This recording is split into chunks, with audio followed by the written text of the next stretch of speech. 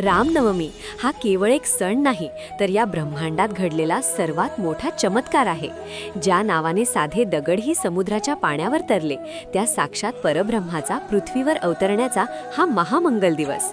आज आपण ज्ञानामृत सारच्या या विशेष भागात रामजन्माचे असे काही अद्भुत रहस्य आणि प्रभू श्रीरामांचे असे काही रोंगटे उभे करणारे चमत्कार पाहणार आहोत, जे ऐकून तुमच्या डोळ्यांतून साक्षात भक्तीचे अश्रू वाहू लागतील. हा प्रवास तुम्हाला थेट त्रेतायुगातील अयोध्येत घेऊन जाईल. त्रेतायुगाचा तो काळ. संपूर्ण पृथ्वीवर रावणाच्या अत्याचाराने हाहाकार माजला होता. ऋषीमुनींचे यज्ञ उद्ध्वस्त होत होते. धर्म लयास चालला होता आणि साक्षात पृथ्वी माता गायीचं रूप घेऊन ब्रह्मदेवांकडे आर्त टाहो फोडत होती.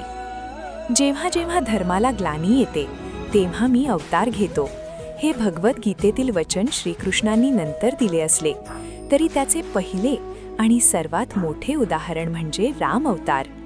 देव आणि पृथ्वीची ती आर्त हाक ऐकून क्षीरसागरामध्ये शेष नागाच्या शय्येवर पहुडलेल्या साक्षात भगवान विष्णूंनी डोळे उघडले.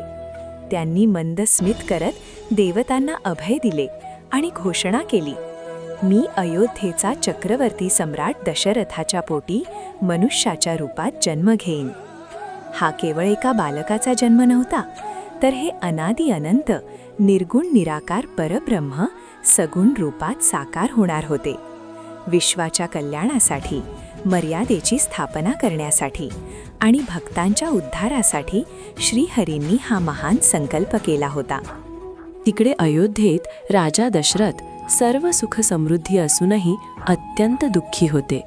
चक्रवर्ती सम्राट, ज्याचा एका इशाऱ्यावर संपूर्ण जग नतमस्तक व्हायचे, तो राजा एका पुत्रासाठी आसुसला होता. वाल्मिकी रामायण आणि रामचरित मानसमध्ये याचा अत्यंत हृदयद्रावक उल्लेख आहे. एकदा दशरथ राजा आरशात स्वतःचा चेहरा पाहत असताना त्यांना कानाजवळचा एक पांढरा केस दिसला. तो पांढरा केस म्हणजे मृत्यूची चाहूल होती. राजाला रडू कोसळले. माझ्या मृत्यूनंतर या रघुकुलाचा वंश कोण चालवणार? त्यांनी आपले दुःख गुरु वसिष्ठांना सांगितले. वसिष्ठ मुनींनी हसून उत्तर दिले, राजन, शोक करू नकोस. तुझ्या पोटी एक नाही तर 4 त्रिभुवन विख्यात पुत्र जन्म घेतील.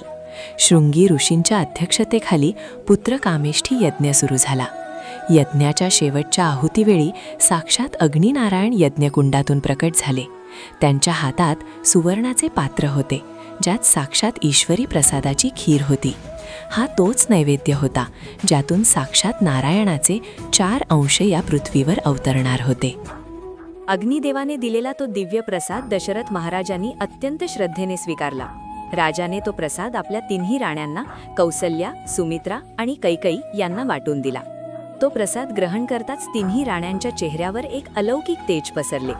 राण्यांच्या गर्भात साक्षात परब्रह्माने प्रवेश केला होता. आता संपूर्ण अयोध्या नव्हे तर संपूर्ण ब्रह्मांड त्या मंगल क्षणाची वाट पाहत होते. महिने सरत होते.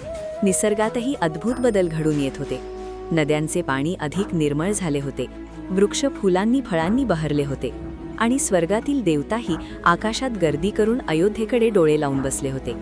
ज्ञानेश्वरीमध्ये माऊली म्हणतात त्याप्रमाणे, जेव्हा साक्षात ईश्वराचा स्पर्श होतो तेव्हा जडवस्तूही चैतन्यमय होतात. अयोध्येतील कणाकणात आता चैतन्याचा वास होता. तो जन्म केवळ एका राजकुमाराचा नव्हता, तर विश्वाच्या तारणहाराचा होता. तो ऐतिहासिक दिवस उजाडला. चैत्र महिना, शुक्ल पक्ष आणि नवमी तिथी. आकाशात 5 ग्रह आपल्या उच्च राशीत विराजमान होते. कर्क लग्न आणि अभिजित मुहूर्त सुरू झाला. दुपारची वेळ होती. सूर्यदेव आकाशात बरोबर डोक्यावर आले होते. गोस्वामी तुळसीदास रामचरित मानसाच्या बालकांडात एक अत्यंत रोंगटे उभे करणारा प्रसंग वर्णवतात. जेव्हा दुपारच्या 12 वाजता साक्षात प्रभू श्रीराम जन्माला येणार होते, तेव्हा सूर्यदेवाला वाटले की माझा प्रभू, माझा इष्टदेव आज माझाच सूर्यवंशात जन्म घेत आहे. मी हा सोहळा डोळे भरून पाहणार. या इच्छेपोटी सूर्यदेवाने आपला रथ अयोध्येच्या आकाशात अक्षरशः थांबवला. तुळसीदासजी लिहितात, मास दिवस कर दिवस भा, मरम न जानई कोई. रथ समेत रभी थाक्यो, निसा कवन बिधी होई. म्हणजेच तो दिवस तब्बल 1 महिन्या एवढा मोठा झाला. सूर्याचा रथ एकाच जागी थांबून राहिल्यामुळे 1 महिना रात्रच झाली नाही. साक्षात निसर्गही आपल्या परमेश्वराच्या स्वागतासाठी आपले नियम विसरला होता. हा केवढा मोठा चमत्कार! अयोध्येच्या राजवाड्यात माता कौसल्येच्या कक्षात अचानक एक दिव्य प्रकाश फाकला. तो प्रकाश हजारो सूर्यांच्या तेजालाही लाजवणारा होता, पण त्यात चंद्रासारखी शीतलता होती. माता कौसल्येने डोळे उघडले आणि ती अवाक झाली. तिच्यासमोर एक सामान्य बाळ नव्हते, तर साक्षात चतुर्भुज भगवान विष्णू उभे होते. शंख, चक्र, गदा आणि पद्म धारण केलेले, गळ्यात वैजयंती माला, डोक्यावर मुकुट आणि चेहऱ्यावर कोटी मन्मथांचे सौंदर्य. कौसल्येने हात जोडून स्तुती केली. हे प्रभू, वेद आणि पुराण तुम्हाला मायेच्या पलीकडील निर्गुण आणि अथांग मानतात.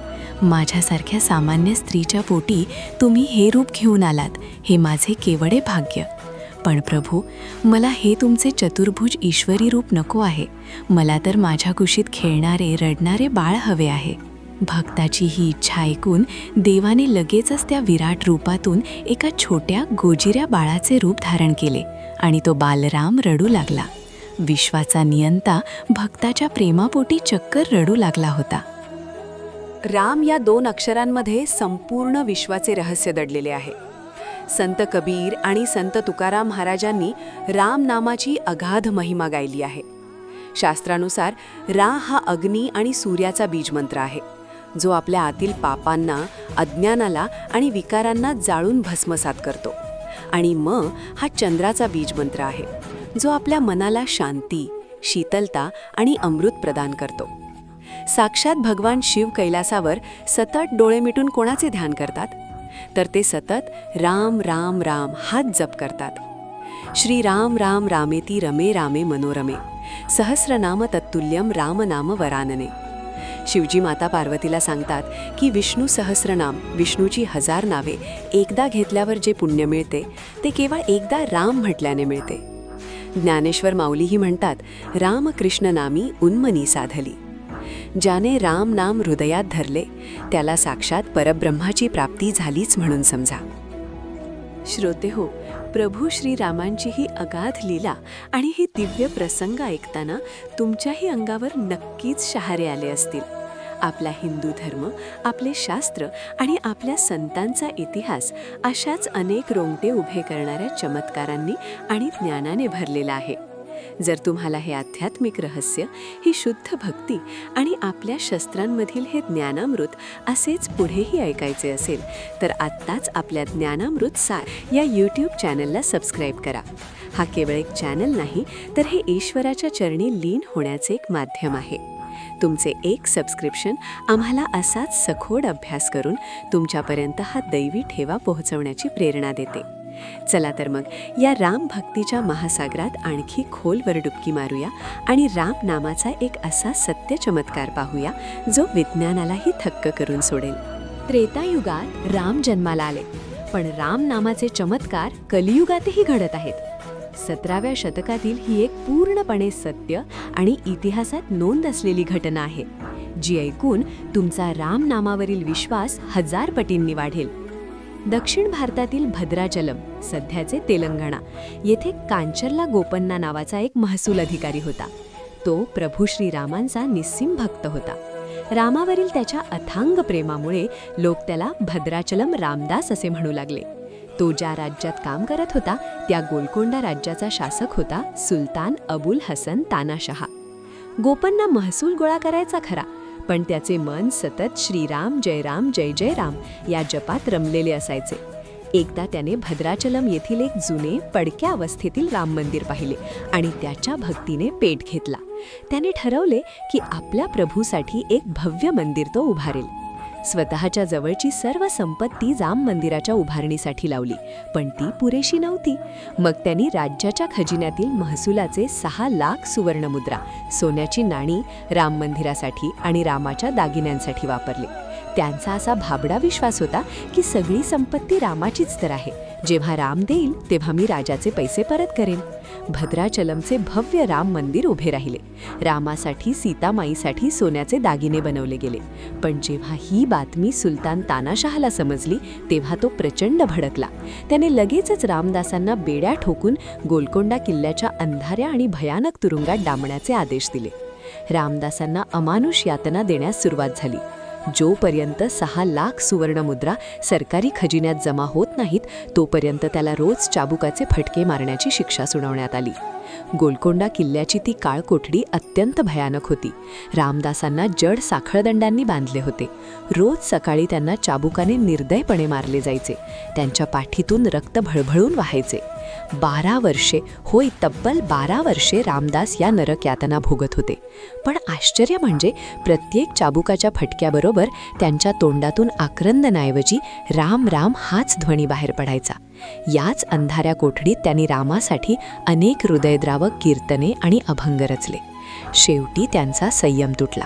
त्यांनी रामाला आर्त हाक मारली, इक्ष्वाकू कुलतिलक, हे रामा, तू एवढा निष्ठुर कसा काय होऊ शकतोस?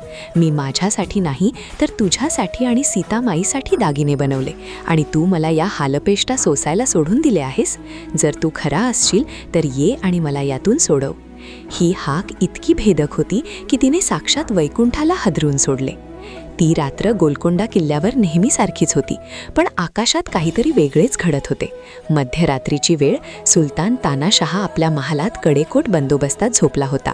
हजारो सैनिक पहारा देत होते. अचानक सुलतानाच्या बंद महालात 2 अत्यंत तेजस्वी तरुण प्रवेश करतात. त्यांच्या चेहऱ्यावर सूर्यासारखे तेज होते. एकाच्या हातात धनुष्यबाण तर दुसऱ्याच्या हातात भाता होता.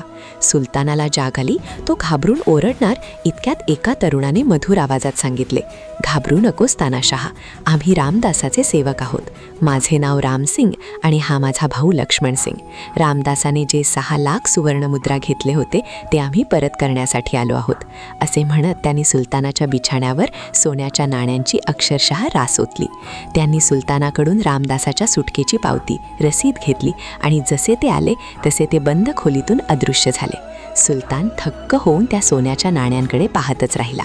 सकाळ झाली. सुलतान धावतच खजिन्यात गेला. त्याने ती सोन्याची नाणी पाहिली. ती सामान्य नाणी नव्हती. त्या प्रत्येक नाण्यावर एका बाजूला प्रभू श्रीराम, सीता आणि लक्ष्मण यांची आणि दुसऱ्या बाजूला रामभक्त हनुमानाची प्रतिमा कोरलेली होती. ही नाणी आजही रामटंका म्हणून ओळखली जातात आणि भद्राचलम मंदिरात जतन करून ठेवली आहेत. सुलतान रडत रडत रामदासांच्या कोठडीकडे धावला. त्याने स्वतः रामदासांच्या बेड्या तोडल्या आणि रामदासांचे पाय पकडून ढसाढसा रडू लागला. रामदास, तू धन्य आहेस. तुझ्यामुळे मला काल रात्री साक्षात अल्लाहचे, तुझ्या रामाचे दर्शन झाले. त्यांनी स्वतः येऊन तुझे कर्ज फेडले. हे ऐकताच रामदासांना धक्काच बसला. तेही रडू लागले, पण सुटकेच्या आनंदाने नाही तर पश्चात्तापाने. अरे रे, मी किती पापी. मी रामाला शिव्या शाप दिले. माझ्यामुळे माझ्या प्रभूला मध्यरात्री सेवक बनून यावे लागले आणि माझ्यापेक्षा तर तू भाग्यवान, ज्याला प्रभूने दर्शन दिले आणि मला मात्र या अंधाऱ्या कोठडीत सडत ठेवले. भक्तीचे परमोच्च शिखर, संत तुकारामांचा दाखला. श्रोते हो, हा प्रसंग आपल्याला विचार करायला लावतो. भगवंताने सुलतानाला दर्शन दिले पण स्वतःच्या भक्ताला दिले नाही असे का? शास्त्र सांगते की देव भक्ताच्या अभिमानाला कधीच थारा देत नाही, पण त्याच्या शुद्ध भक्तीसाठी तो साक्षात नोकर बनायलाही तयार असतो. रामदासांनी भक्ती केली पण मी मंदिर बांधले हा सूक्ष्म अहंकार त्यात होता, म्हणून देवाने कर्ज फेडले पण दर्शन सुलतानाला दिले, कारण सुलतानाचा रामावर कोणताही अधिकार नव्हता, ती केवळ देवाची कृपा होती. जगद्गुरु तुकाराम महाराज आपल्या अभंगात म्हणतात, राम म्हणता रामची होईजे, पदी बैसता पदीची पाविजे. जेव्हा तुम्ही स्वतःला पूर्णपणे विसरून रामाला शरण जाता तेव्हा तुम्ही आणि राम वेगळे राहतच नाही. भद्राचलमच्या रामदासांनी नंतर आपले उर्वरित आयुष्य केवळ राम नामाच्या प्रसारात आणि वैराग्यात घालवले. हे आहे राम नामाचे सामर्थ्य, जे एका सुलतानालाही नतमस्तक करायला भाग पाडते. रामनवमी साजरी करणं म्हणजे केवळ मंदिरात जाऊन दर्शन घेणं नव्हे. रामनवमीचा खरा अर्थ आहे आपल्या अंतःकरणात प्रभू श्रीरामांच्या मर्यादा, सत्य आणि करुणेचा जन्म होणे. जसे सूर्याच्या किरणांनी अंधार दूर होतो तसे रामनामाने आपल्या मनातील काम, क्रोध, लोभ, मोह आणि अहंकाराचा अंधार दूर व्हायला हवा. जेव्हा आपण एखाद्या गरजूला मदत करतो, जेव्हा आपण आपल्या आईवडिलांची सेवा करतो, जेव्हा आपण संकटातही सत्याची कास सोडत नाही, तेव्हा खऱ्या अर्थाने आपण रामनवमी साजरी करत असतो. राम केवळ अयोध्येत जन्मले नाहीत, तर ते प्रत्येक त्या हृदयात जन्म घेतात जेथे शुद्ध प्रेम आणि करुणा आहे. श्री समर्थ रामदास स्वामी म्हणतात त्याप्रमाणे, सदा सर्वदा योग तुझा घडावा, तुझे कारणी देह माझा पडावा. हाच भाव आपण सर्वांनी मनात ठेवायला हवा. आजच्या या पावन दिवशी आपण सर्वजण प्रभू श्री रामचंद्रांच्या चरणी लीन होऊन प्रार्थना करूया की, हे प्रभू, जसे तुम्ही भद्राचलमच्या रामदासांना संकटातून सोडवले, तसे आम्हा सर्वांना भवसागरातून तारून न्या. आमच्या हृदयात भक्तीचा असाच अखंड दीप प्रज्वलित राहू दे. श्रोते हो, राम जन्माचा हा दैवी प्रसंग आणि रामनामाचे हे अगाध चमत्कार ऐकून तुमचंही मन नक्कीच शांत आणि पवित्र झाले असेल. जर तुम्हाला या व्हिडिओमधून भक्तीचा खरा आनंद मिळाला असेल, तर कृपया हा व्हिडिओ तुमच्या मित्रपरिवारासोबत शेअर करा, जेणेकरून त्यांच्याही आयुष्यात रामनामाची शीतलता पसरेल. आपल्या ज्ञानामृतसार या चॅनलला सबस्क्राईब करायला विसरू नका आणि कॉमेंटमध्ये अत्यंत प्रेमाने आणि श्रद्धेने जय श्रीराम नक्की लिहा. प्रभू श्रीरामांची कृपा तुमच्यावर आणि तुमच्या कुटुंबावर सदैव राहो. जय श्रीराम. जय जय राम. कृष्ण हरी.